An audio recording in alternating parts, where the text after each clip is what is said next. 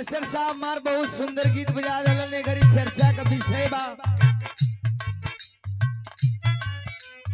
कोनो लड़का अपने दोस्तन से अपने प्रेमिका का बात बतावे वो इतना हमारा प्रेम में पागल है कि रात रात भर वीडियो कॉल पर रहेले देखबो करले देखैबो करले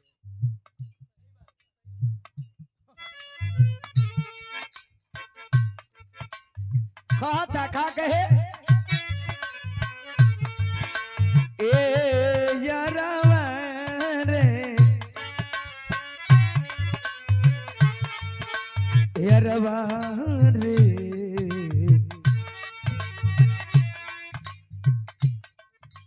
यारवा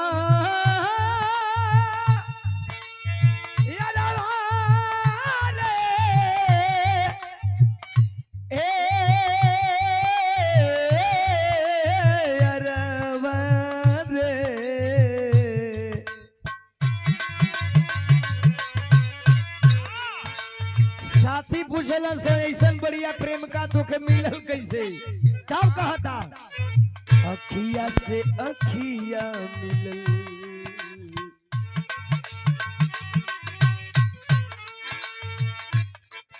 अरे अखिया से अखिया मिलल तो प्यार हो गई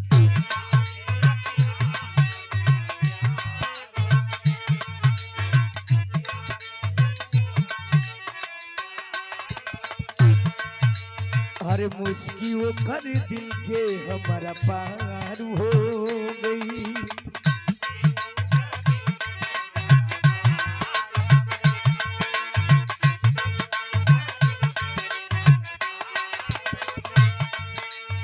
अखिया से अखिया मिलल तो प्यार हो गई मुस्की वो कर दिल के हमारा पार हो गई सुत के पलंगवा पे वीडियो कॉल पे अरे सुत के पलंगवा पे वीडियो कॉल पर लागल रहेले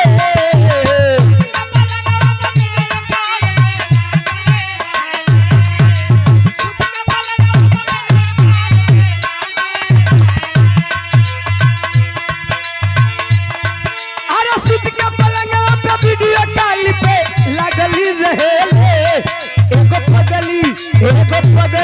एगो पगली हमारा प्यार में पागल रहेले एगो पगली हमारा प्यार में पागल रहेले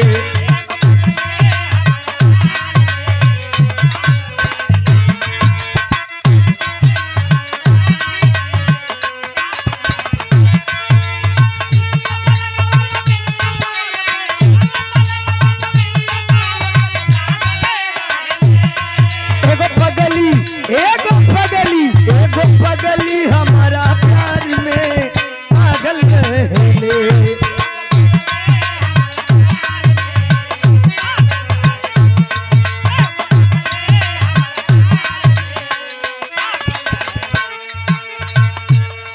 हाल बतावता हाल कैसन बा अरे जब ना देखली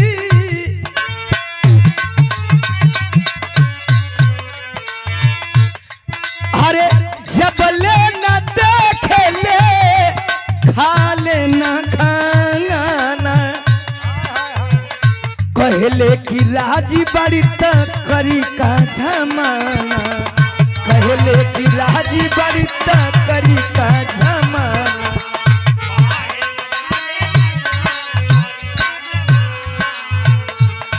अरे जबले न देखेले खाले ना खाना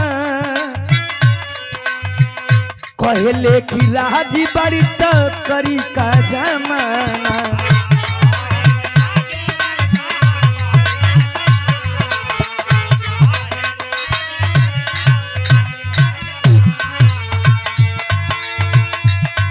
अरे सुत के पलंगवा पे वीडियो कॉल पे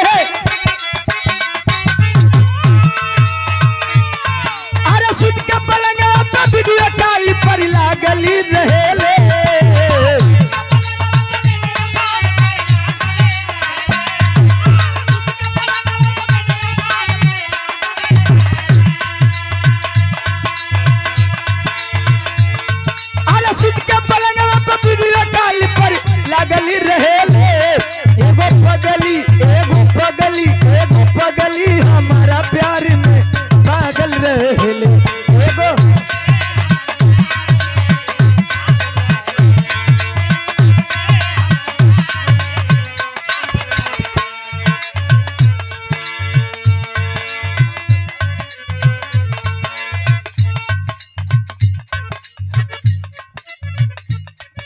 पगले बना दी राम जी।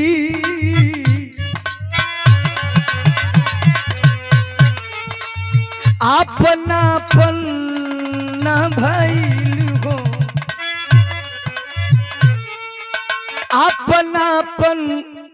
अपनापन ना भइल, सबे गैर हो गई।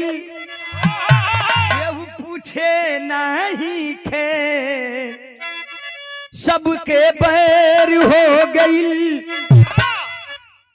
दुनिया के मालिक अरे देखे कौन साजा, अरे देखे कौन साजा, इतने सबसे पीछा छोड़ा दी।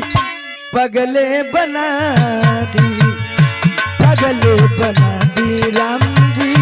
पगले बना दी, पगले बना दी राम जी। पगले बना दी, अपनापन ना भइल, सबके बैर हो गई।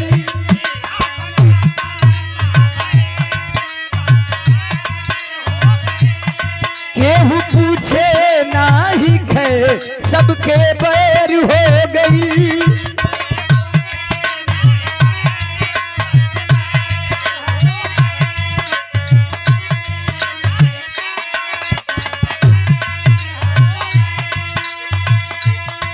अपनापन ना भइल, सब गैर हो गई। केहू पूछे नाही खैर, सबके बैर हो गई। दुनिया के मालिक, दुनिया के मालिक, देखे कौन साजा, सबसे पीछा छोड़ा दी।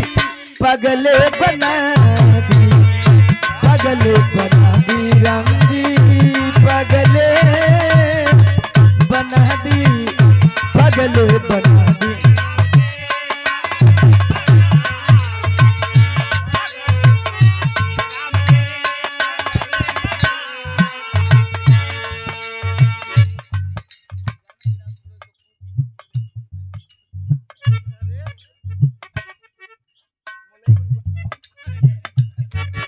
पगला बना दिया तो का करी